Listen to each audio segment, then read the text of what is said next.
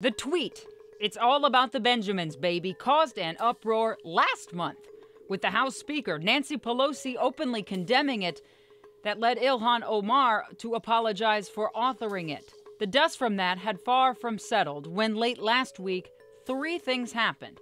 First, a poster at the West Virginia State House linking Omar to the 9/11 terror attacks. It showed up in plain view at an event sponsored by that state's Republican Party.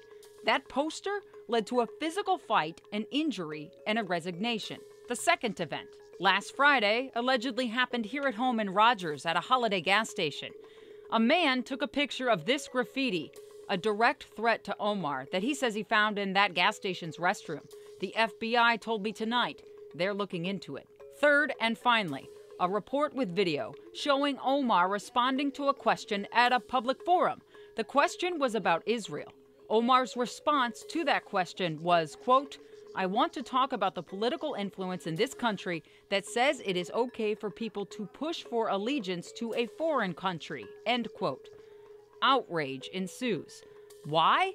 Some Jewish leaders, like those at the Jewish Community Relations Council and with the Anti-Defamation League, say Omar's words continue a pattern of anti-Semitism. They claim her statement is the anti-Semitic allegation of dual loyalty. What's that mean?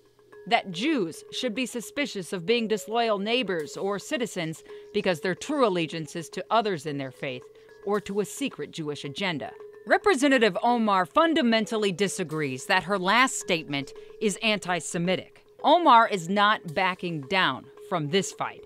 I asked her spokesperson today via email on what exactly she meant when she said what she said at that event Friday night. He responded via email with this statement in Representative Omar's words, quote, "Being opposed to Netanyahu and the occupation is not the same as being anti-Semitic.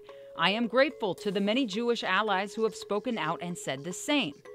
Omar continued to say as much over the weekend on Twitter when she wrote this, quote, "I am told every day that I am anti-American if I am not pro-Israel.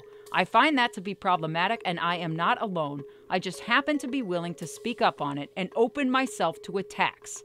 Now, Representative Omar is almost certain to get more questions on this as she returns to Washington, D.C. this week, because the Washington Post and Politico are both reporting that the House of Representatives will vote, possibly on Wednesday, on a resolution condemning anti-Semitism.